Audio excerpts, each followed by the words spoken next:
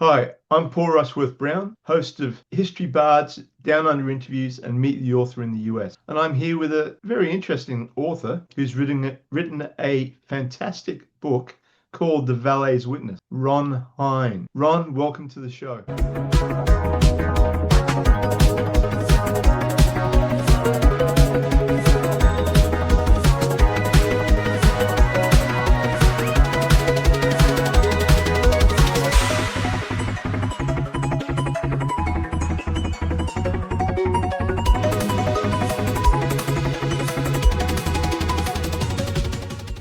Thank you very much. Glad to be here. All I can say is, wow, wow, wow. We had a bit of a chat about your novel a couple of days ago, and all I can say is it brings up some very interesting topics and some very interesting subjects about slavery and the Declaration of Independence in the USA. Do you want to just give us a little bit of a synopsis about the novel?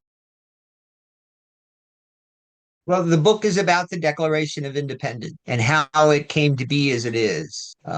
We follow through the eyes of Edward Rutledge, who was the delegate from South Carolina, part of the delegation. He was actually the youngest signer of the Declaration when it was finally adopted. And also through the eyes of his black valet, Pompey. What we do is take a look at both all the workings that Rutledge did in order to make sure that slavery was not mentioned in the Declaration of Independence, but also hear conversation among all the black valets that were brought by the Southern delegates to Philadelphia to show off their wealth and their power.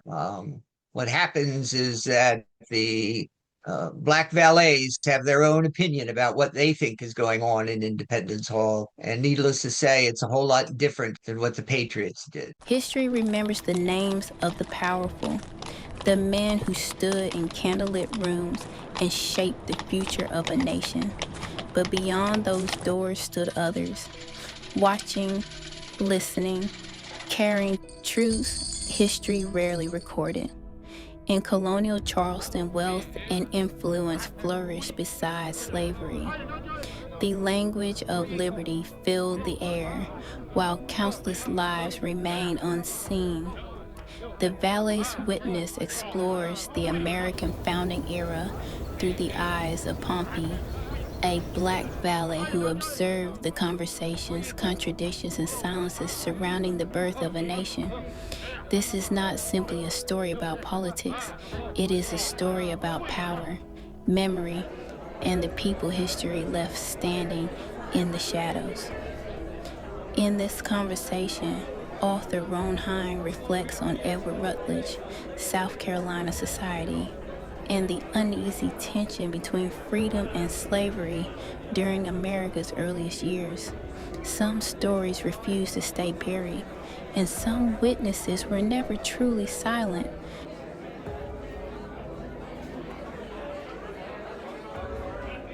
And what do they say? Well, the basic line is these white men have no idea what slavery is about. They're worried about being enslaved by the King of England. And the valets say to themselves, they have no clue about what it is to be a slave. Yeah, yeah. So Rutledge is obviously a huge sort of like part of the book. Why not Jefferson? Well, I wanted to take a look at sort of the average person that was going there, delegate wise. Jefferson is praised excessively in the United States about authorship of the Declaration. I wanted someone to have a look at what else was going on there. What was amazing is that I was actually doing research on Jefferson and the Declaration when I decided to do this book. Okay. So now one of the interesting things that came up when we were talking about your novel is that I mean the Declaration is all about sort of like liberty and freedom, all that type of thing, and yet most of the founding fathers actually owned slaves. What's all that about? It is the great paradox of the Declaration of Independence. You're absolutely correct.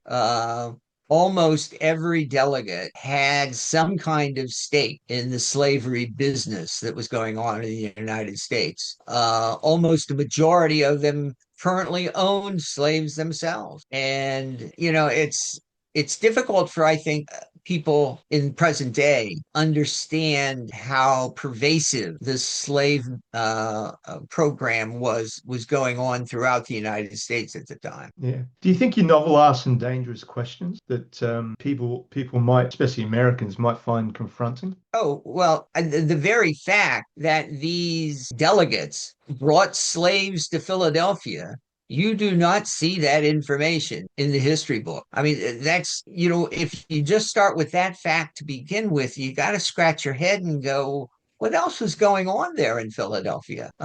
There's no doubt in my mind that the product, the Declaration of Independence, still remains one of the most important documents in world history. But by saying that does not mean that it was perfect. Yeah. When the slaves heard the words, all men are created equal, they wanted to believe that the delegates included them, but they knew in their hearts that that wasn't the case. Yeah. Now, Ron, I assume that most slaves back in the time couldn't read. So how did they get a true understanding of obviously they would have listened to the conversations. If Pompey was a valet, so he would have heard conversations. But how did they really understand the guts of what was going on without being able to read newspapers and that type of thing? Well, if you take Jefferson at his words that all humans have inalienable rights, it's not hard to understand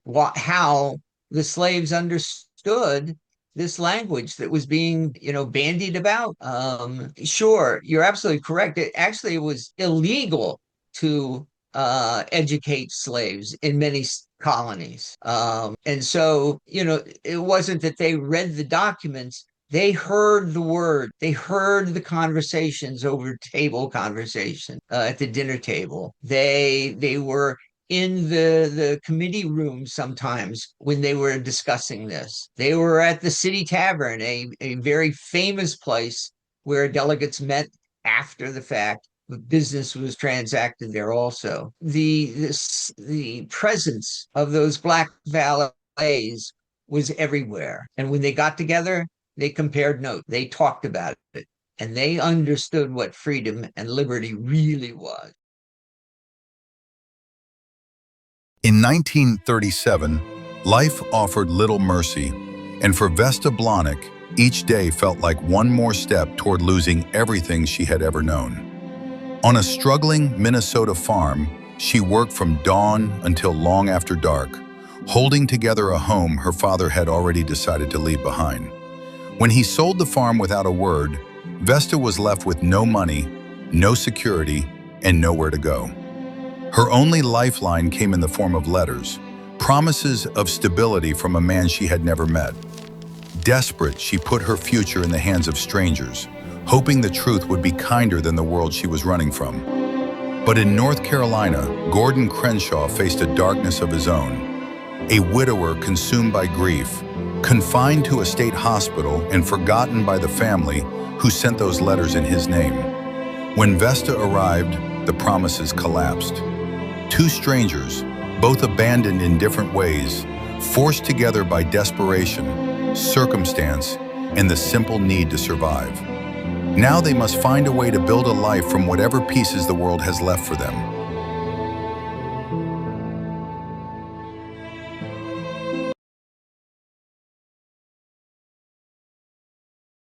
Yeah. So do you think, as far as the members of Congress, I mean, that's silence. Was it political survival, or was it avoidance or moral avoidance?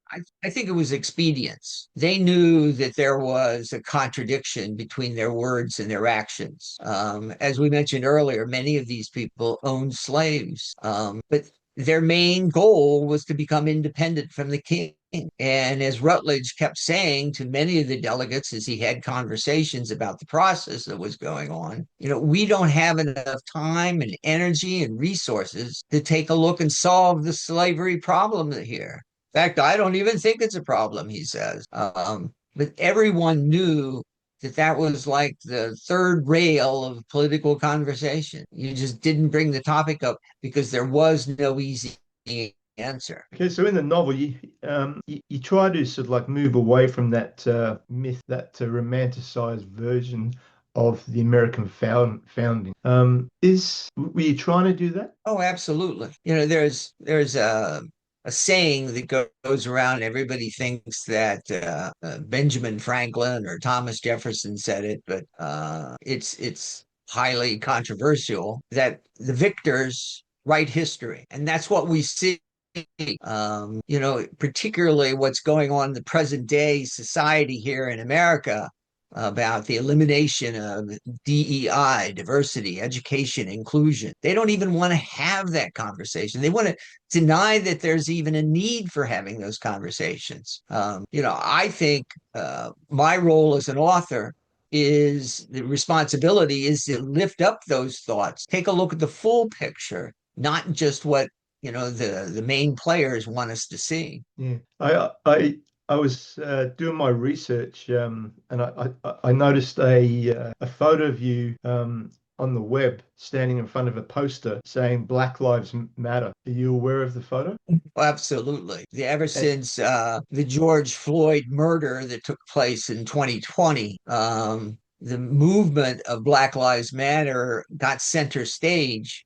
And it seemed like for a time that we were really going to have an honest conversation. And just as the founding fathers found this a difficult conversation, people here today, they seem to think that if they just move away from that conversation, that it'll go away. yeah, And then you have even other people who say, problem. We don't have any problems. We are a colorblind society. We yeah. need that conversation today. And I hope that my book at least will open up the idea that maybe we should talk some more about this. Yeah. Pompey, the protagonist, did he become the real center of the novel as you wrote it? Well, I think for certain that he knew what was going on. The one thing about Black Valets was it was actually in the self-interest of the masters for them to be at least partially literate.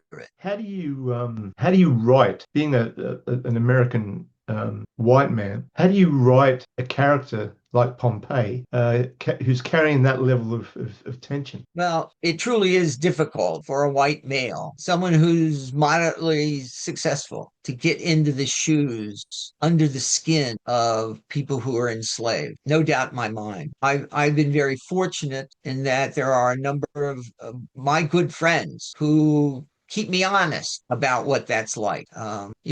Should this book be written by a Black woman? It would be nice. Do you think there's going to be a backlash? My guess is probably so. When I first started doing research for this book, I went down to Charleston, South Carolina, and trying to get information. I talked to some people who were very supportive of what I was starting. I wasn't exactly sure how the book was going to play out, but I knew that I wanted to focus in on Rutledge. And numerous people say, "Oh, that's great. There is no definitive history on Edward Rutledge." When I sent PDF versions of my book to some of the people in South Carolina, I got no response at all. And my guess is it was a little painful hearing some of the words, because he's their founding father. What would white Americans, I mean, they read it, what are they going to get from it? Well, I hope what they get from this is that even though slavery is not mentioned in the Declaration of Independence, it was a topic of conversation. And as usual, it was put on the back burner. We'll deal with this later. You walk into a cafe in South Carolina and sit down at the bar and have a coffee, and Pompey's beside you. Tell me about the discussion. That things have not changed. 1776, same thing. The discussion between you and Pompey. Yeah, my guess is that the conversation would be the same. That's the whole thing. Reverence for the founding fathers. Do you think they're locked in and protected emotionally by Americans? We have the founding fathers up on such a high pedestal that any critique whatsoever is labeled as being unpatriotic, which is ludicrous. I love my country. One of my favorite phrases in the Constitution is the very first word, in order to create a more perfect union. More perfect. That means that there is still work to be done. If Pompey could stand outside Independence Hall today and speak directly to America, what's he going to say? All men are created equal. Let's practice that instead of just say it. So what I'm going to do is I'm going to ask you 10 quick fire questions, and you just reply 1 or 2 word answers unless I ask you to expand on it. All right? Okay. First question: writing or research? Writing. Archive or imagination? Oh, imagination. Pompey or Rutledge? Pompey. Witnessing or speaking? Speaking. Most surprising discovery during the research? Slaves in Philadelphia. A historical figure who changed in your mind while writing the book? Jefferson. Which character unsettled you the most? John Hancock. A book that changed the way you see history? How to be non-racist. Hardest scene to write? With his other black valets after the adoption of the Declaration. Okay. One word that defines the Valet's witness? I want to say more than one word. A new view. Okay. Ron, it's been a pleasure having you on the show. Congratulations on the novel. It's definitely something that I'd like to read. Thank you very much. If you've enjoyed this conversation, subscribe to Down Under Interviews. We speak with authors from around the world about the stories behind their work and the human cost behind history. Cheers.